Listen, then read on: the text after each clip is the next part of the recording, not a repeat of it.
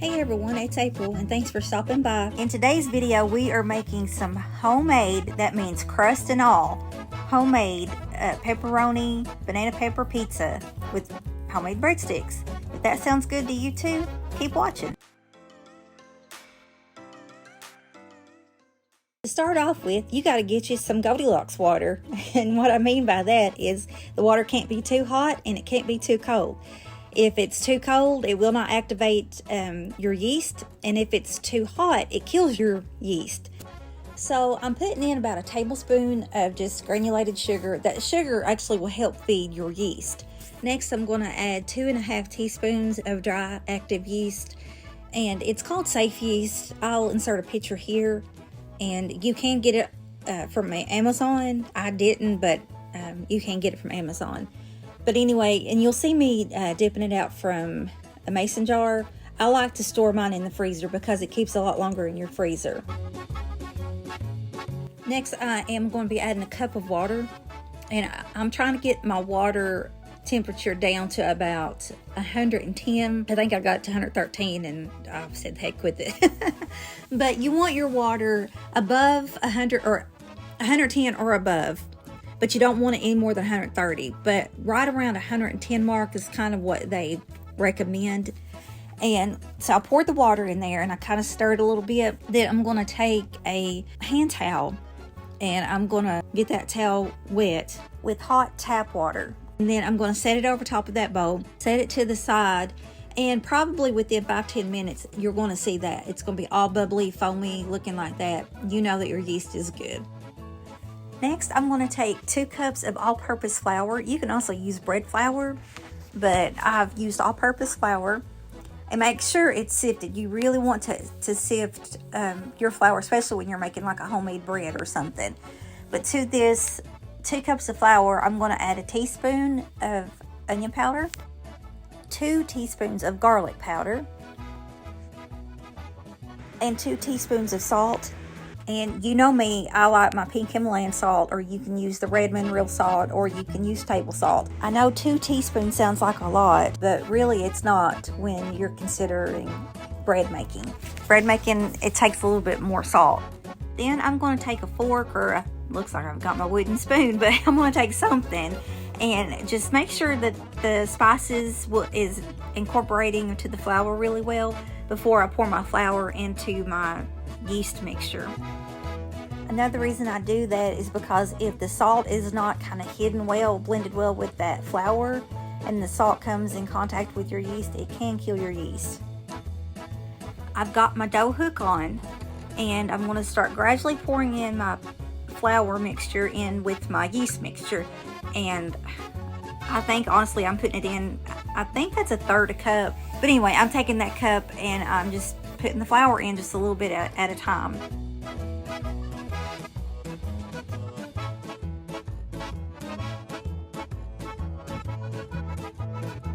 Don't be a dummy like me. It calls for 1/3 cup of oil. And I got everything in there and I thought, man, this looks awful thick.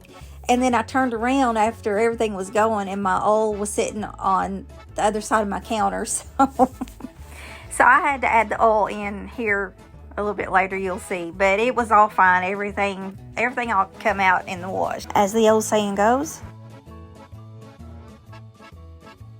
Every so often, you do want to stop your mixer and scrape down the sides of the flour. Just kind of scrape it down to the bottom and help it out there. But just do that every so often. And also, you don't want your mixer as high as you can get it. You only want it about a 2, no more than a 3 for your speed. I'm going to let this mix for roughly about 10 minutes in my bowl with my dough hook after all my flour is in. You can see here it looks a little clumpy, and that's when I realized, oh wait, and so I'm pouring my oil in there, and like I said, it was all fine.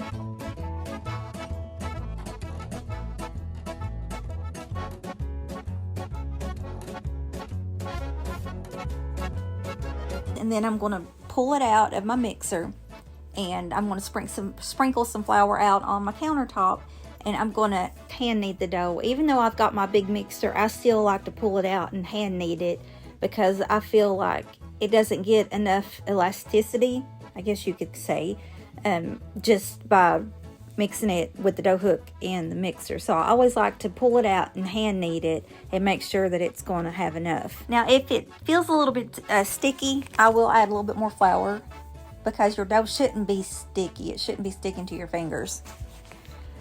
And I'm just going to hand knead that dough until I don't really feel it sticky anymore, and then until whenever I kind of roll it under and sort of make it a ball. You'll see here in a little bit when I've got it on the counter and it's in a ball shape, you'll push in, and if you see it come back out, the indentation come back out, then you know that it's where you want it. Before I pop it back in my bowl for it to rise, I'll go ahead and I'll wash my bowl. I'm going to add about a tablespoon of extra virgin olive oil in my bowl, and I'm kind of just swirling it around a little bit, and then I'm going to take my bread, kind of pop it in, roll it around, then flip it over and roll it around so it can be coated all over with that olive oil. And then what I will do is take that same hand towel that I had earlier. I'm going to run it back under the sink again, get it real good and hot. Of course, you wring it out. And then I'm going to sit that, as you see here, I'm going to put the towel over top of that bowl. And that warm moisture, it will help it to rise.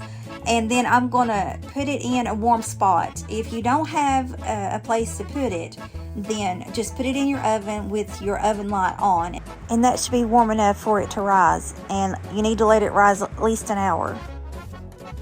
Okay, here I'm just kneading it again. I'm just kind of stretching that dough back out. I don't do it very long, just a little bit. And then I'm going to roll my dough back into a ball, and I'm going to cut that dough in half.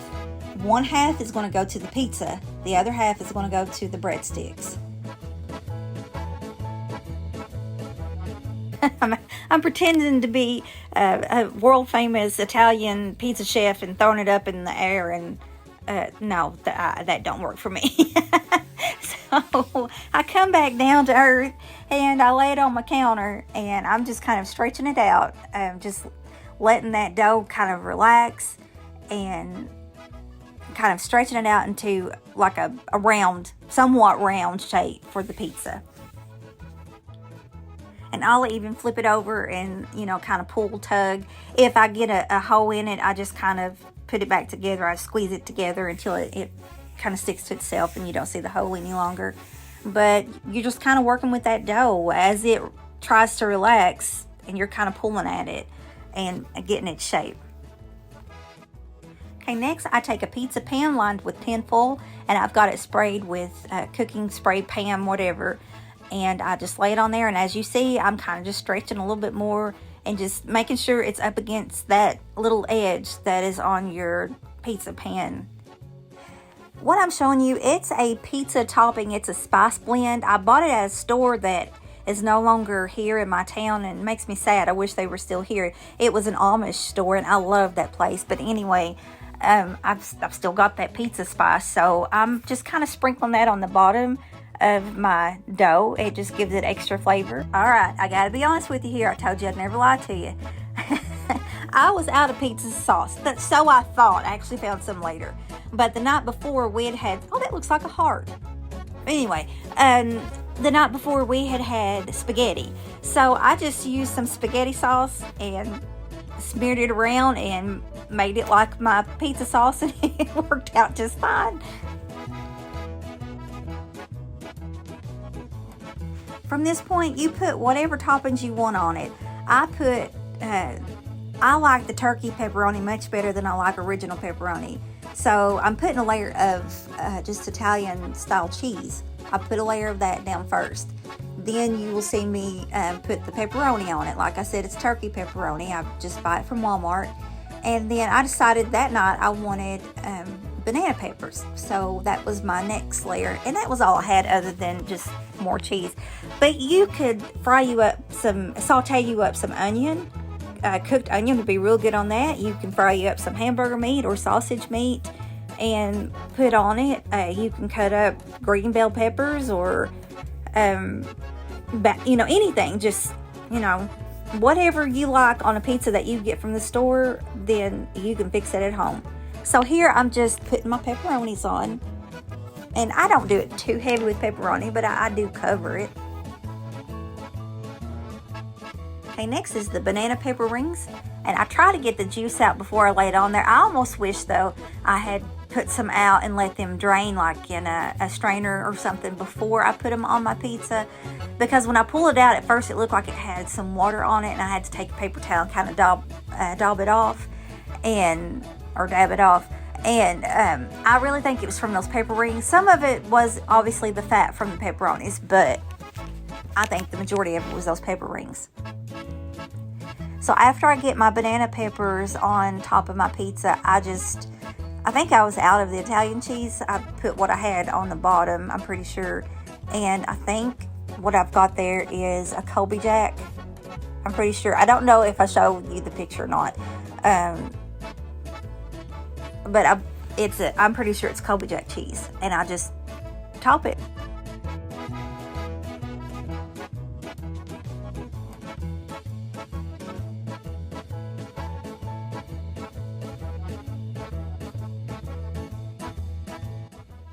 I'm just going to set this to the side because I want my pizza and my breadsticks to go in at the same time.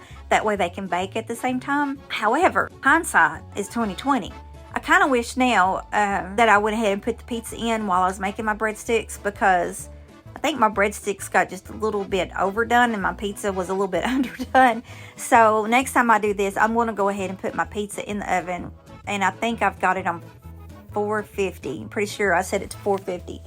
And I'm going to put my pizza in and let it go ahead and start cooking before I do the breadsticks. But all I'm doing here is just kind of the same way with the pizza. I'm just stretching out that dough. You know, I let it relax a little and kind of just stretch it out before I cut it. Normally, I just use a pizza cutter to cut my dough. I think I just grabbed the dough scraper, the one that you use to scrape your dough out of your bowl. I just grabbed that and it was cutting just fine. So I go ahead and I cut out what's supposed to somewhat look like breadsticks. I've got them in my pan, and what I've done, I took a half a stick of butter, melted it, and I added some of that pizza topping that I showed you earlier that I put on the pizza. I added probably about a teaspoon of that, and I added a teaspoon of garlic powder. I don't think I used the onion powder that time, though. I just used the garlic and that pizza seasoning, and I'm just spreading it over all of my breadsticks. Then I top it with just the Parmesan cheese, you know, like the Kraft kind you put on your spaghetti. I think, pretty sure that's what, or similar anyway to what Little Caesars uses. I kind of wish now I waited, and about halfway through the baking process of these breadsticks, I wish I had went back and put another layer of melted butter and then sprinkled that Parmesan cheese on. I think that probably would have been better. They were still good. They wasn't bad at all. But that Parmesan cheese got a little bit more brown than I would have liked. So the next time, I'm going to start it out with my butter and my spices, let it cook about halfway through, and I think they only took about 15 minutes, 10-15 minutes, you know, just keep a good eye on them. But about halfway through, then I'll come back with another coating of butter and then sprinkle the Parmesan, and I think they'll be real good. And there they are. You see, it's not bad brown, just a little bit more than I would have liked. And then there's the pizza. And the pizza, honestly, it was just slightly underbaked, so I had to put it back in the oven. So my timing, like I said earlier, was just a little bit off. Next time, I'll put the pizza in while I'm doing my breadsticks. And that's it. So I hope you guys enjoyed this video. I hope you give it a try. If you have any questions, you can leave them down in the comments below. I'm not an Italian chef. I'm just doing the best I can do. But I will do whatever I can to answer any questions. And if this video was inspiring in any way, if you found it entertaining, what have you, give me a thumbs up. It really does help. If you haven't subscribed to my channel yet, go ahead and subscribe and then hit that notification bell. That way you won't miss out on this goofiness. And if you don't know yet, we do all kinds of stuff, from crafts and cooking and gardening and just whatever my little head can think to do. So stick around with me, and I hope you have a blessed rest of your day, and I'll talk to you in the next one. Bye.